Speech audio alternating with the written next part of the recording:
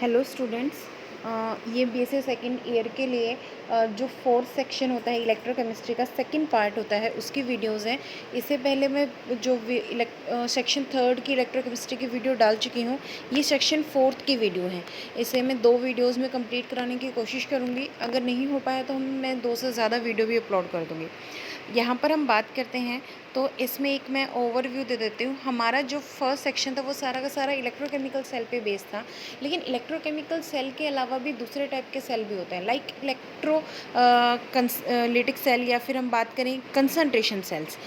इससे पहले जो हमारी लास्ट जो सेक्शन होता है, जो थर्ड सेक्शन है, उसमें इलेक्ट्रोकेमिकल सेल और इलेक्ट्रोलिटिक सेल के बारे में पढ़ते हैं, और फोर्थ सेक्शन में हम कंसंट्रेशन सेल के बारे में पढ़ते हैं।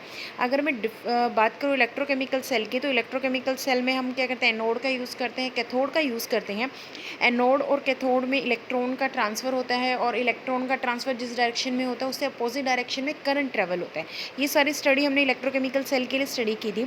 लेकिन इलेक्ट्रोकेमिकल सेल में एक खास चीज़ होती है, जो हमारी इलेक्ट्रोड हम यूज़ करते हैं, या फिर जो हमारे क्या कहते हैं सॉल्यूशन जिनमें इलेक्ट्रोड को डिप किया जाता है वो यूज़ करते हैं। उन दोनों सॉल्यूशंस की, जैसे मैं यहाँ पर कॉपर सल्फेट और जिंक सल्फेट के सॉल्यूशन की बात करूँ, तो इन दोनों इलेक्ट्रोलाइट की जो कंसंट्रेशन होगी वो सेम होगी।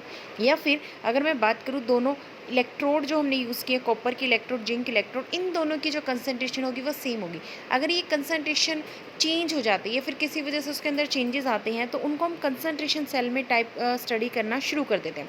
कंसंट्रेशन सेल और इलेक्ट्रोकेमिकल सेल में एक डिफरेंस और होता है। हम इलेक्ट्रोकेमिकल सेल की बात करें तो वहाँ पर हम डिफरेंट टाइप के इलेक्ट्रोड्स यूज़ करते हैं, जैसे कॉपर के इलेक्ट्रोड और जिंक इलेक्ट्रोड। लेकिन हम कंसंट्रेशन सेल की बात करें तो कंसंट्रेशन सेल में जो इलेक्ट्रोड यूज़ होते हैं वो सेम यूज़ होते हैं। इसीलिए जो हम स्टडी करते हैं, ये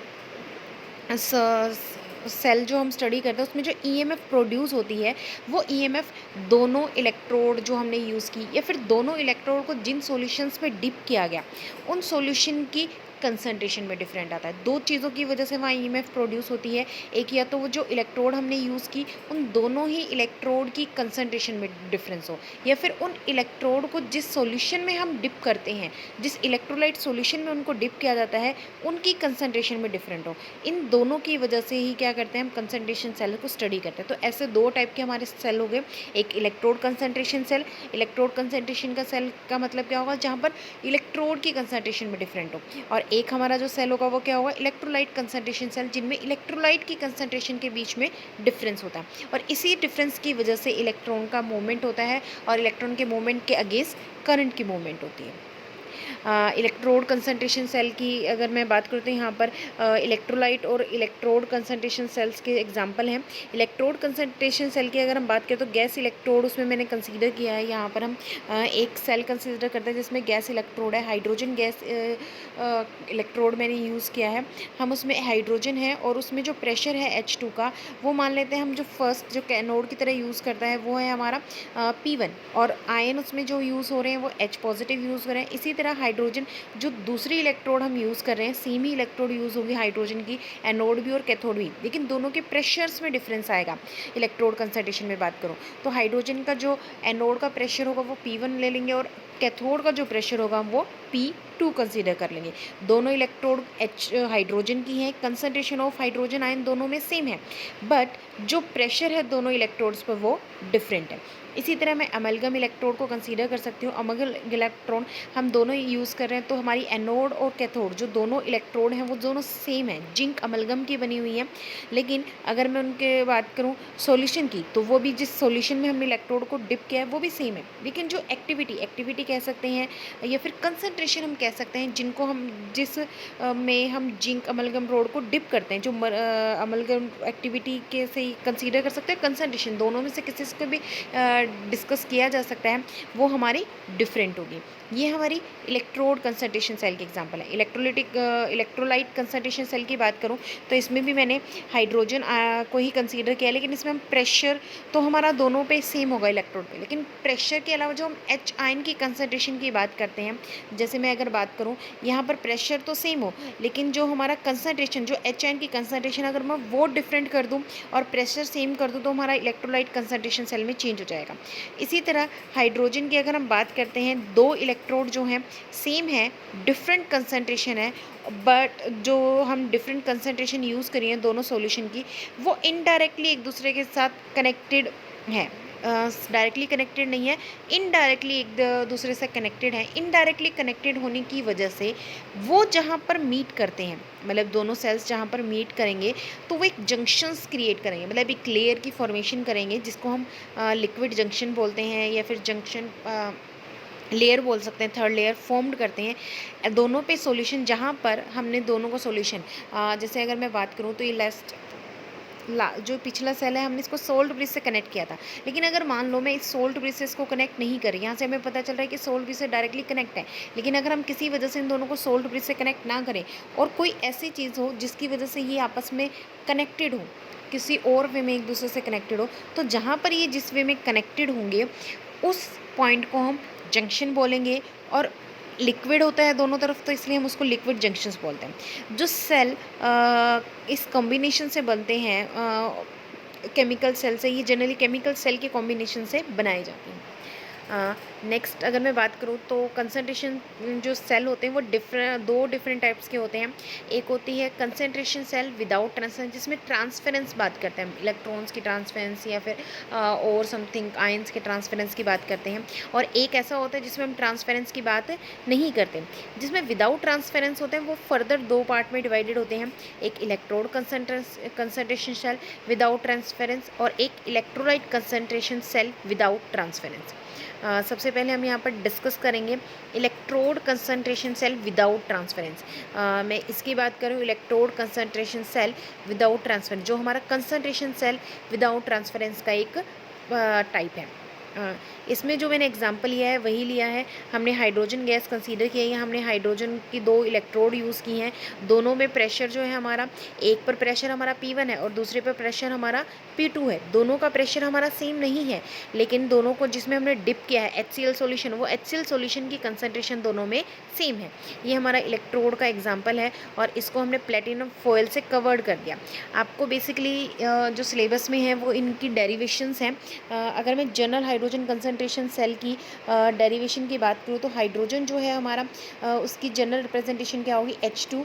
प्रेशर जो है हाइड्रोजन का वो इक्वल मान लेते हैं हम, जो फर्स्ट इलेक्ट्रोड है P1 के, और जो हमारी दूसरी इलेक्ट्रोड है उसका प्रेशर हम मान लेते हैं P2 के इक्वल है। और दोनों को हाइड्रोजन आयन में रखा गया, सोल्यूशन में रखा गया था, HN के सोल्यूशन में रखा, जिसकी एक्टिविटी हमने AH पॉजिटिव मिली। अब जो कन्वेंशंस के साइन है, जो हमारे IUPAC कन्वेंशन था उसके अकॉर्डिंग अगर मैं बात करूँ तो लेफ़्ट हैंड पे हमारा ऑक्सीडेशन होता है और राइट हैंड पे हमारा रिडक्शन होता है। तो मैं लेफ़्ट हैंड की पहले रिएक्शन लिख देती हूँ।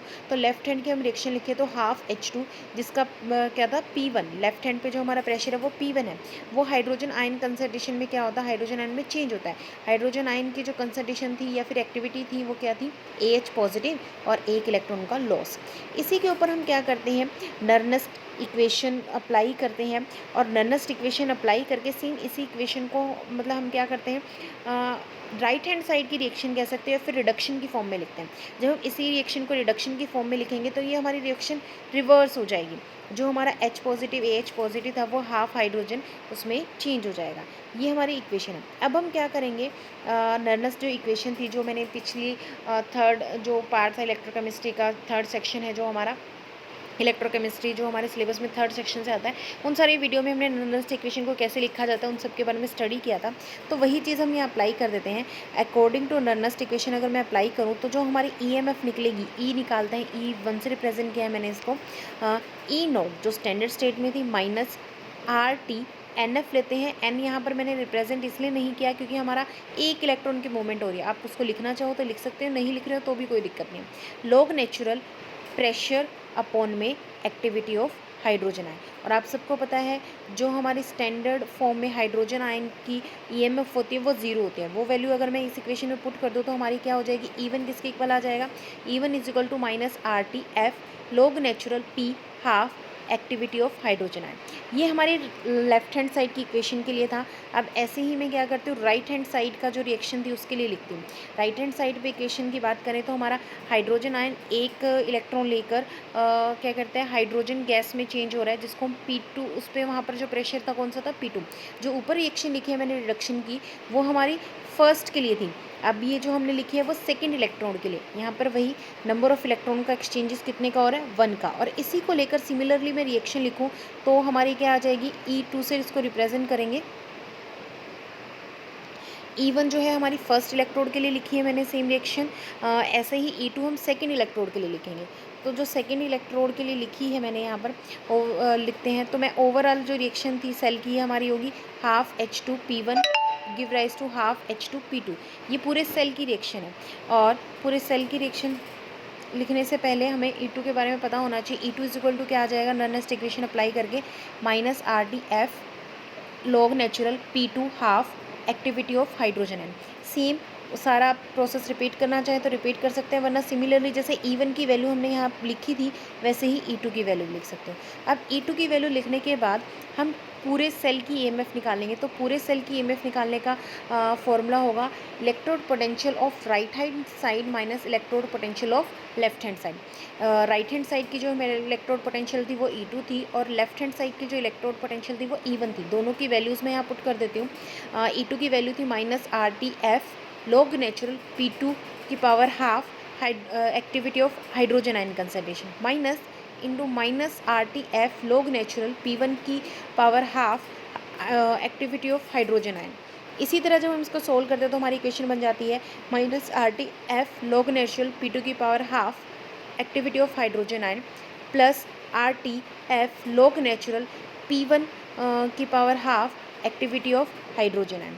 इसको हम फर्दर सोल्व करेंगे तो फर्दर सोल्व करने पर हमारी इक्वेशन क्या बन जाएगी, E is equal to -RTF into log natural P2 की power half minus log natural activity of hydrogen ion plus RTF log natural P1 की power half minus log natural activity of hydrogen ion. अब इसमें से अगर हम देखें तो activity of hydrogen ion cancel हो जाता है दोनों तरफ से, तो हमारे पास कैंसिल होकर हमारे पास जो इक्वेशन बचती है वो क्या आ जाती है, E is equal to -RTF log natural P2 की power half plus RTF log natural P1 की पावर हाफ। अब ऐसे करें तो इस पावर को हटाएंगे तो अब सोल्व करेंगे तो लॉग नेचुरल का हमारे पास क्या आ जाएगा, हाफ जो है वो पावर जो है वो आगे आ जाएगी और हमारा इक्वेशन क्या बन जाएगी, RT/2F log natural P2 plus RT/2F log natural P1। इसको रीअरेंज करके लिखें तो हमारी इक्वेशन क्या हो जाएगी, E is equal to RT/2F log natural P1 minus RT/2F log natural P2। पूरी इक्वेशन से RT/2F हम कॉमन निकाल सकते हैं, हमारी वैल्यू क्या आ जाएगी, log natural P1 minus log natural P2 into में RT/2F। अब इस इक्वेशन को हम ऐसे भी लिख सकते हैं दूसरे वे में, E is equal to RT/2F log natural P1/P2।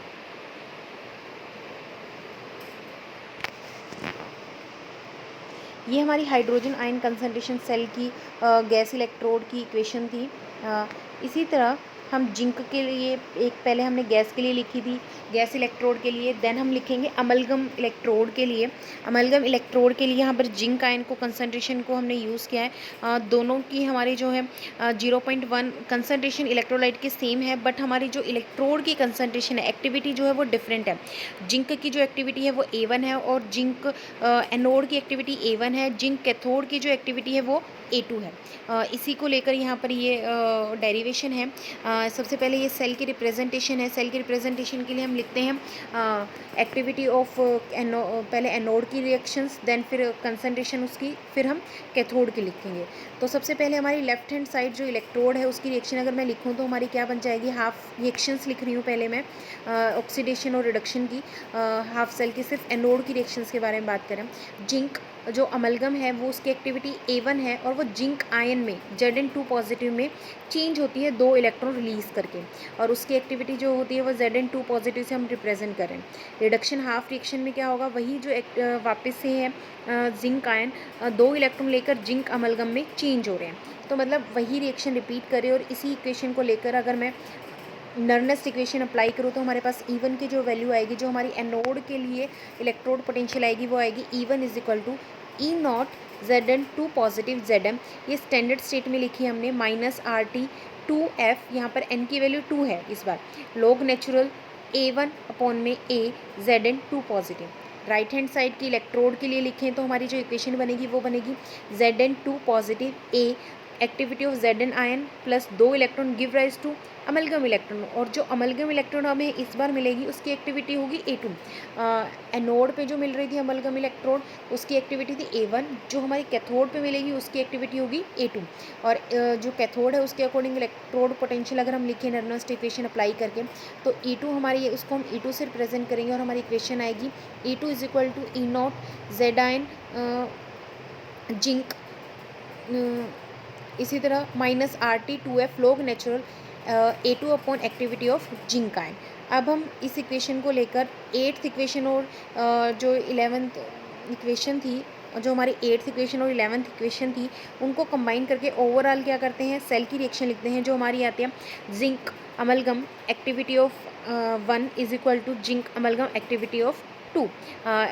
Anode की एक्टिविटी से कैथोड की एक्टिविटी में वो चेंज हो रहा है। अब हम पूरे सेल की EMF निकालें तो EMF निकालने का फॉर्मूला होगा E is equal to E2 minus E1। वही मैं दोनों वैल्यूज़ यहाँ पुट कर देती हूँ, पहले E2 की वैल्यू पुट करती हूँ फिर E1 की वैल्यू पुट करती हूँ। E2 की वैल्यू थी जिंक आयन की इलेक्ट्रोड पोटेंशियल जो कैथोड पर है स्टैंडर्ड स्टेट में minus RT by 2F log natural A2 upon में activity of zinc ion minus electrode potential of zinc ion in standard state minus RT upon 2F log natural A1 upon में activity of zinc ion.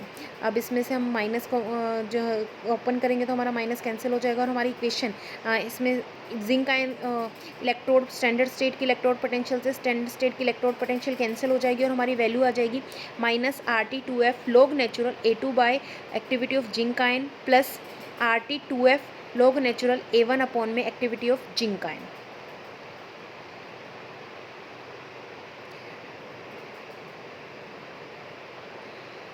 अब ऐसे ही हम पूरी उसकी next solve करेंगे तो E is equal to हमारा क्या हो जाएगा, उसको रीअरेंज कर देते हैं RT upon 2F log natural A1 activity of zinc ion minus RT 2F log natural A2 activity of zinc ion. अब तो हम इसको क्या करेंगे, ओपन कर देते हैं RT अपॉन में 2F इंटू में log natural A1 minus log natural activity of zinc ion into में minus RT 2F log natural A2 minus log natural zinc ion. यहाँ पर मैंने क्वेश्चन रूल लगाया आप लोगों ने पढ़ा होगा, जब हम क्या करते हैं डिवीज़न में हमारी A2 divide by A zinc ion होता है, कोई log नेचुरल हो और हमारा डिवीज़न में हो तो हम उसमें से एक को दूसरे को माइनस कर देते हैं। ये सभी log पे आपने पढ़ा हुआ है। E is equal to RT upon में 2F log natural A1 minus RT upon 2F log natural A2। यहाँ से एक्टिविटी ऑफ जिंक आयन जो है log नेचुरल की वो दोनों कैंसिल आउट हो जाते हैं और फिर हमारा RT बाई 2F कॉमन आ जाता है और इक्वेशन में अंदर जाता है log natural A1 minus log natural A2। और इसी को हम दोबारा से क्वेश्चन रूल लगा के इसको सम अप करके लिख सकते हैं RT अपॉन में 2F log natural A1 bye A2। ये हमारी मेटल इलेक्ट्रोड की कंसंट्रेशन जिनकी डिफरेंट होती है उसके लिए इक्वेशन थी। नेक्स्ट हमारी है electrolyte concentration cell without transference. पहले हमारी जो थी वो विदाउट ट्रांसफरेंट इलेक्ट्रोड के लिए थी, अब हम इलेक्ट्रोलाइट के लिए करेंगे। इलेक्ट्रोलाइट जो हम कंसीडर करते हैं, यहाँ पर हमने प्रेशर दोनों का सेम रखा हुआ है। गैस इलेक्ट्रोड कंसीडर कर रही हूँ मैं हाइड्रोजन, जिसमें हमारा H2 एनोड और कैथोड पे दोनों पे प्रेशर सेम है। यहाँ पे अगर मैं इक्वेशन की बात करूँ इस डायग्राम की, तो इसमें हाइड्रोजन इलेक्ट्रोड दोनों तरफ यूज़ की गई है और दोनों तरफ हमारा प्रेशर क्या है 1 बार है। लेकिन हमारी कंसंट्रेशन की बात करूँ तो इस जो हमारी एनोड की कंसंट्रेशन है वो C1 है और जो कैथोड की कंसंट्रेशन है हमारी C2 है। और इन दोनों का हमें दोनों सेल्स को हमने एक सोल्ट ब्रिज के थ्रू कनेक्ट कर दिया गया है।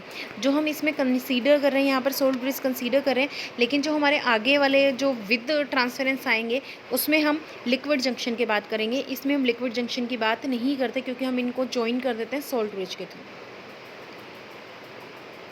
इसी इलेक्ट्रोलाइट सेल की विदाउट ट्रांसफरेंस की अगर हम क्या करें ज्वाइन करते हैं तो जो हमारी सेल है वो हमने इसमें हमारी दो अलग अलग केसेस हम स्टडी करते हैं। फर्स्ट जो है हमने ये मान लिया जो हमारी दो इलेक्ट्रोड हैं वो सेम है और उनकी कंसंट्रेशन जो इलेक्ट्रोलाइट की वो डिफरेंट और उसको हमने सोल्ट ब्रिज से कनेक्ट कर दिया।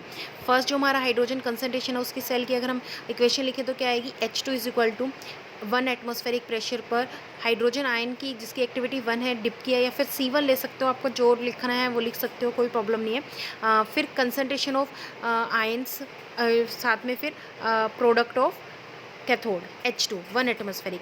लेफ्ट हैंड साइड की अगर हम इलेक्ट्रोड के बाय कन्वेंशन रिएक्शन लिखें तो हाफ H2 1 एटमॉस्फेरिक प्रेशर पे जो हमें हाइड्रोजन आयन देते हैं जिसकी एक्टिविटी 1 है और एक इलेक्ट्रॉन रिलीज करती है। और नर्नेस्ट इक्वेशन लगाकर अगर मैं इस इक्वेशन को लिखूँ तो हमारा आ जाएगा हाफ एच टू सॉरी यहाँ पर मिसप्लेस हो गया, ये नहीं आएगा इसमें। हाफ H2 इसको रिमूव कर लिएगा और 2H पॉजिटिव आएगा। H पॉजिटिव आएगा, यहाँ से ये वाली चीज़ इसको रिमूव कर लीजिएगा हाफ H2 को इस इक्वेशन में से। H positive activity of A1 plus electron give rise to half H2 1 atmospheric है। यहाँ पर नंबर ऑफ इलेक्ट्रॉन हम 1 यूज़ कर रहे हैं। तो इसी इक्वेशन को लेकर हम इलेक्ट्रोड पोटेंशियल लिखे लेफ्ट हैंड साइड की, तो हमारी आ जाएगी E1 is equal to E0 standard state में माइनस RTF NF लिखेंगे, N की जगह हमें 1 पुट करना है इसलिए मैं RT/F लिख रही हूँ ऐसे ही, log नेचुरल 1/A1। अब एक्टिविटी ऑफ हाइड्रोजन आयन मैंने यहाँ पर इसलिए मेंशन नहीं किया है क्योंकि वो हमारी 1 होती है, इसलिए मैंने डायरेक्ट उसको पुट कर दिया।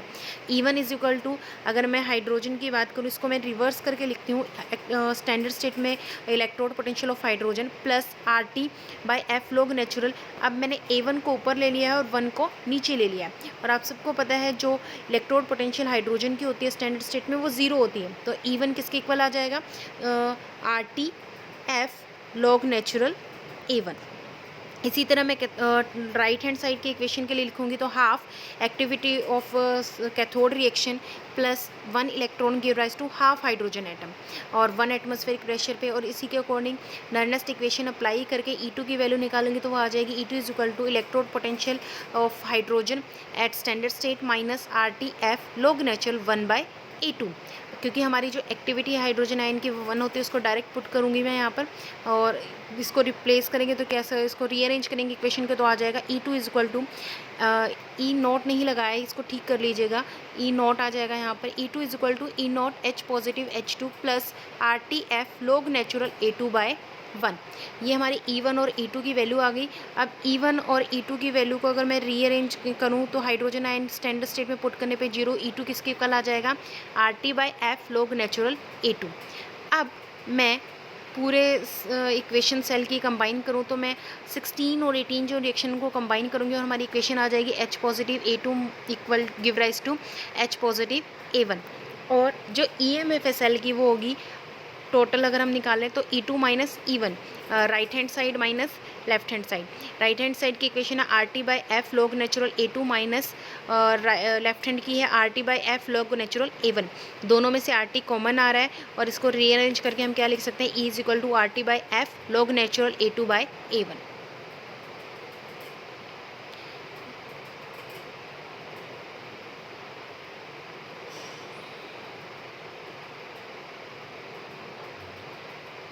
अब बात करते हैं electrolyte concentration cell without transference. पहले मैंने गैस इलेक्ट्रोड्स के बारे में बात की थी, अब मेटल इलेक्ट्रोड्स के बारे में बात करूँगी। हम वही जिंक को यूज़ कर रहे हैं, लेकिन जिंक को जिसमें डिप किया गया है कंसंट्रेशन उसकी डिफरेंट है। यहाँ पर मैंने डायग्राम में C1 है और यहाँ पर मैंने A1 लिखा है। आप जिसको चाहे जैसे रिप्रेस कर सकते हो, कोई प्रॉब्लम नहीं है। एक्टिविटी लो या कंसंट्रेशन लो, दोनों चीज़ें एक ही बात है। तो यहाँ पर सेल की रिप्रेजेंटेशन है, इसको हमने लिया और इसकी सेम डेरिवेशन हम कंसीडर करेंगे। लेकिन यहाँ पर मैंने जो लिखी है वो जर्नल लेकर लिखी है। मैंने अब यहाँ पर जिंक आयन को यूज़ करके नहीं लिखा है, मैंने मेटल को जर्नल लेकर, आप किसी भी मेटल के लिए वो यूज़ करके लिख सकते हो। Electrolyte concentration cell of metal without transference. हमने मेटल लिया, मेटल जो है वो जर्नल स्टेट में है, फिर उसकी ऑक्सीडेशन स्टेट है और उसकी एक्टिविटी या फिर कैसे को कंसंट्रेशन है A1। उसको सोल्ट ब्रिज से कनेक्ट किया गया था, सोल्ट ब्रिज के लिए डबल लाइन। देन फिर आयन की फॉर्म्स जो हमारी मेटल की है, फिर एक्टिविटी ऑफ जो कैथोड की होगी वो A2 से रिप्रेजेंट किया है यहाँ पर। देन हमारी मेटल। अब वही लेफ्ट हैंड साइड वाली रिएक्शन लिखो तो लेफ्ट हैंड साइड वाली रिएक्शन में हमारा M जो मेटल है वो आयन में चेंज हो रहा है जिसकी एक्टिविटी 1 है और N नंबर ऑफ इलेक्ट्रॉन वो रिलीज़ करा है। इसी तरह वो अगर हम क्या करें, रिडक्शन हाफ रिएक्शन लिखना चाहूँ तो बन जाएगी Mn पॉजिटिव जिसकी एक्टिविटी 1 है, A1 है और नंबर ऑफ इलेक्ट्रॉन लेकर मेटल में चेंज हो रही है। इलेक्ट्रोड पोटेंशियल अगर मैं निकालना चाहूँ लेफ्ट हैंड साइड इलेक्ट्रोड की तो हम लिखेंगे E1 is equal to E naught metal के स्टैंडर्ड स्टेट में minus R T by N F log natural 1/A1। इसको रीअरेंज करेंगे तो E1 is equal to E naught standard state में plus R T N F log natural A1। ऐसे ही similarly मैं right hand side electrode के लिए लिखूंगी तो वो आ जाएगा Mn positive plus n electron give rise to M। Applying करेंगे नर्नेस्ट इक्वेशन तो हमारे पास इक्वेशन बन जाएगी E2 is equal to electrode potential in standard state. यहाँ मैं नॉट लगाना भूल गई हूँ, आप इसको नॉट लगा लीजिएगा। स्टैंडर्ड स्टेट में E naught minus R T N F log natural 1/A2। E2 की वैल्यू अगर हम निकालें तो Mn पॉजिटिव स्टैंडर्ड स्टेट में वही plus R T N F log natural A2। मैंने इसको रिवर्स कर दिया इसलिए माइनस प्लस में चेंज हो गया। ओवरऑल रिएक्शन लिखें तो हमारी क्या हो जाएगी, एक हमारी आयन की स्टेट से वो दूसरी उसमें चेंज हो रहा है। EMF निकालें तो E इज इक्वल टू क्या आ जाएगा, E2 माइनस E1। E2 की वैल्यू पुट करेंगे और E1 की वैल्यू पुट करेंगे। E is equal to Mn positive M plus R T N F log natural A2 minus activity electrode potential standard state में minus R T N F log natural A1। EMN जो standard state है वो एक दूसरे को cancel out कर देंगे तो हमारी मेटल की अब हमारे पास क्या इक्वेशन बच जाएगी, E is equal to R T N F log natural activity of A2 minus R T N F log natural A1। R T N F common आ जाएगा और क्या लिख लेंगे, log natural A2 minus log natural A1। E जो आएगी वो equal आ जाएगी R T by N F log natural A2/A1। जो हमारी एक्टिविटी है वो एक्चुअल में हमारी मोलैलिटी और जो एक्टिविटी होती है वो हमारी मोलैलिटी और गामा के, ये आपने पढ़ा होगा एक्टिविटी की टर्म्स में, थर्मोडायनामिक चैप्टर में होता है। एक्टिविटी जो होती है वो हमारी जो हमारी कंसंट्रेशन होती है उसके डायरेक्टली प्रोपोर्शनल होती है और जो गामा होता है वो एक्टिविटी कोफिशिएंट होता है। तो A1 जो हमारी फर्स्ट कंसंट्रेशन थी उसके लिए हम निकाले तो वो आएगी M1 गामा 1 के इक्वल। इसी तरह दूसरे के लिए निकालो तो A2 के लिए वो आएगी M2 गामा 2। उसको हम रिप्लेस कर सकते हैं। E इज इक्वल टू हमारी जो आ जाएगी वो क्या हो जाएगी, R T by N F log natural M2 gamma 2 upon में M1 गामा 1। अब जो है हमारा वो है electrolyte cell.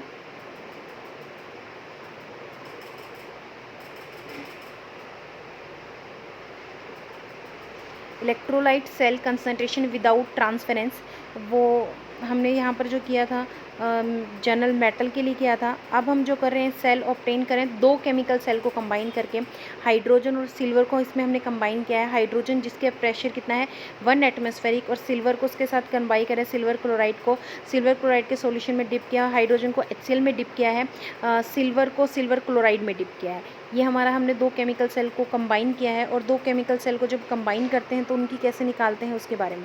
Concentration cell without transfer obtained by combination of 2 cell. पहले हमने कोई भी कॉम्बिनेशन ऑफ सेल यूज़ नहीं किया था, सिंपल किया था।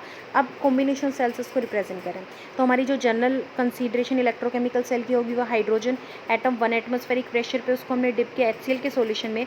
और जो दूसरा हम यूज़ कर रहे हैं AgCl, इनको हमने जो कॉम्बिनेशन ऑफ सेल होता है इसको किसी अगर आप देखो तो इस रिएक्शन में इन दोनों को कंबाइन करने के लिए मैंने किसी सोल्ट ब्रिज को यूज़ नहीं किया है। सोल्ट ब्रिज को यूज़ ना करने के कारण इसमें जो हमारे इलेक्ट्रोलाइट हैं AgCl और HCl कहीं ना कहीं क्या करते हैं, इस नीचे जो आपको बीकर दिख रहा है इसमें HCl और AgCl आप दोनों को दिख रहा होगा एक साथ कंबाइन करेंगे तो जहाँ पर ये कंबाइन करेंगे वो वहाँ पर एक जंक्शन लेयर को फॉर्म करते हैं जिसको हम लिक्विड जंक्शन भी बोलते हैं। हाइड्रोजन इलेक्ट्रोड जो है इसमें हमने यूज़ किया और सिल्वर क्लोराइड इलेक्ट्रोड यूज़ की है।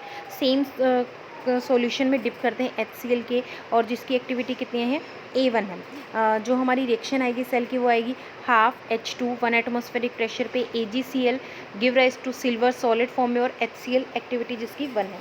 हम नर्नेस्ट इक्वेशन अप्लाई करते हैं राइट हैंड साइड और left hand side. Right hand side पे पहले मैं अप्लाई करती हूँ, लेफ्ट हैंड साइड पे पहले मैं अप्लाई करती हूँ तो हमारे आ जाते हैं E1 is equal to E not standard speed minus RTF log natural activity of 1। N की वैल्यू 1 है क्योंकि हमारी हाइड्रोजन की बात करें एक इलेक्ट्रॉन का ट्रांसफ़र होगा। और जो एक्टिविटी है सॉलिड के केस में आप सबको मैंने जब ये पिछला चैप्टर कराया था तो उसमें बताया था कि सॉलिड के केस में हम एक्टिविटी हमेशा 1 कंसीडर करते हैं। 1 एटमॉस्फेरिक पे वो यूनिटी होगी तो हमारी यहाँ पर A1 की वैल्यू हमारी 1 आएगी जो हम यूज़ करेंगे। तो हमारी अब इसी तरह हम A2 कंसीडर करते हैं जब हमारी एक्टिविटी H2 1 एटमॉस्फेरिक प्रेशर पे ली, HCl की एक्टिविटी A2 ली। जब हमारी एक्टिविटी उस सेल में अंदर स्टार्ट हो जाती है, सेम सेल कंसीडर किया है लेकिन एक्टिविटी उसकी डिफरेंट, जिसको हम A2 माना, और उसकी सेल रिएक्शन लिखे तो 1/2 H2 1 एटमॉस्फेरिक प्रेशर पे AgCl से कंबाइन करके हमें सिल्वर सॉलिड देती है और HCl की एक्टिविटी A2 हो जाती है। उस टाइम पे हम उसकी नर्नेस्ट इक्वेशन अप्लाई करें तो E2 आ जाएगी। E2 = E0 - RT F log natural A2। ये हमारे पास दोनों इक्वेशंस आई हैं। अब इन दोनों इक्वेशंस को यूज़ करके हम क्या करते हैं, उसको कंबाइन करते हैं। जब दोनों कंबाइन कर देते हैं, दो सेल को हम अलग अलग वे में, तो वो एक दूसरे को अपोज करना शुरू कर देते हैं। अपोज करने के लिए अगर मैं उसकी रिएक्शन की बात करूँ तो फर्स्ट वाली इक्वेशन जो है हमारी, वैसे ही इक्वेशन क्या होगी, H2 1 atmospheric HCl activity of 1 AgCl solid form में Ag, उसमें से दूसरा जो है हमारा वो बन रहा है AgCl सॉलिड। सिर्फ HCl की एक्टिविटी में डिफरेंस है, अदरवाइज सारे सॉल्यूशन और वो होने के कारण वो क्या करते हैं, एक दूसरे को अपोज करना शुरू कर देते हैं। अपोज करने के कारण हम पूरी इक्वेशन को अगर मैं कंबाइन करूँ तो हमारी जो ओवरऑल रिएक्शन आती है अब वो आएगी 1/2 H2 1 atmospheric plus AgCl solid form में -1/2 H2 1 एटमॉस्फेरिक माइनस AgCl। ये हमारे जो एटमॉस्फेरिक हमने जो लिया है वो दो अलग अलग रिएक्शंस को कंबाइन करके लिया है। मैंने 28 और 29 जो इक्वेशन थी उनको कंबाइन करके हमारे जो रिज़ल्ट निकलता है वो आता है AgCl जो हमारा ओवरऑल रिजल्ट आएगा वो आएगा HCl activity of 2 = HCl activity of 1। ये हमारी इक्वेशन आएगी और इसी इक्वेशन के बाद हम उसकी EMF कैलकुलेट करते हैं, वो आएगी E = E1 - E2। E1 - E2 हमारा इसलिए हुआ क्योंकि हमारे यहाँ पर कंसंट्रेशन जो थी एक की ज़्यादा है और दूसरे की कम, और जिसकी कंसंट्रेशन ज़्यादा होती है हम उसी में से दूसरा माइनस कर, मतलब जो हमारी अप्लाइड और ड्राइव जो EMF थी वो डिफरेंट होने की वजह से यहाँ पर कंडीशंस रिवर्स हो जाएंगी। E = E1 - E2 हो जाएगा। तो यहाँ पर वही हम वैल्यूज़ पुट करेंगे तो E0 - RT F log natural A1 minus E0 RT F log natural A2। अब इसको सोल्व करेंगे तो हमारा E0 से E0 कैंसिल हो जाएगा और हमारी इक्वेशन आ जाएगी E = RT F log natural A2 minus RT F log natural A1। अगर हम देखें तो RT कॉमन आने के बाद हमारी जो ओवरऑल रिएक्शंस, यहाँ पर मैंने स्टेप्स फिर से रिपीट नहीं किए हैं क्योंकि वो हर रिएक्शन में हर डेरिवेशन में रिपीट हो रहे थे। तो E = आ जाएगा RT log natural A2/A1। A1 जो एक्टिविटी हम यहाँ यूज़ करें गामा की, वो क्या कर रहे हैं, A1 जो था वो M1 गामा 1 के इक्वल होता है। यहाँ पर जो हमने यूज़ किया है हाइड्रोजन की एक्टिविटी दो सेल की फॉर्म में यूज़ किया था, तो इसलिए हम उसको स्क्वेयर करके यूज़ कर रहे हैं। A2 = M2 की पावर 2 गामा की पावर 2। यहाँ पर याद हो आपको, मैंने जो सेल यूज़ किया है सेम सेल को डिफरेंट एक्टिविटी, मतलब एक ही सेल क्या कर रहा है, दो बार काम कर रहा है। एक बार हम जो सेल मान के चलते हैं, सेल जब उसने वर्क करना स्टार्ट नहीं किया था वो कंडीशन अप्लाई करते हैं तो उस टाइम पे जो कंसंट्रेशन होगी वो ज़्यादा होगी, लेकिन जैसे सेल काम करना शुरू करता है तो उसकी कंसंट्रेशन कम होना स्टार्ट हो जाती है, तो इसलिए उसको हम क्या मानते हैं, कम कंसंट्रेशन होगी। तो हमारी जो पहली कंडीशन थी वो हमारी E1 मान के चलते हैं और जो दूसरी कंडीशन हम उसको E2 मान के चलते हैं। और पहले काम करने की वजह से उनके अंदर चेंजेस नहीं कंसीडर किए जाते, इसीलिए जितनी भी थी हम यहाँ पर लेफ़्ट और राइट वाली इक्वेशन नहीं कर रहे हैं जिसमें E2 और E1 माइनस करें। यहाँ पर हम बात करें बिफोर और आफ्टर। बिफोर और आफ्टर के चेंजेस को फाइंड आउट करने के लिए हम क्या करते हैं, बिफोर कंसंट्रेशन, बिफोर जो हमारी EMF थी उसमें से आफ्टर वाली EMF माइनस कर देते हैं। हमारी जो एक्टिविटी आएगी इसमें हम कंसीडर निकालें पूरा, तो एक्टिविटी जो A1 है वो है M1² gamma 1², A2 = M2² gamma 2²। E जो आएगा हमारा हम वैल्यू पुट करेंगे तो RT/F log नेचुरल M2 की पावर 2 गामा 2 की पावर 2, इसी तरह M1 की पावर 2 गामा 1 की पावर 2। अब जो पावर थी वो हमारी आगे आ जाएगी तो हमारी इक्वेशन बन जाएगी 2RT/F log natural M2 gamma 2 upon में M1 गामा 1। और इसको हम और वे में कैसे लिख सकते हैं, E = 2RT/F log natural M2/M1 plus 2RT/F log natural gamma 2/गामा 1।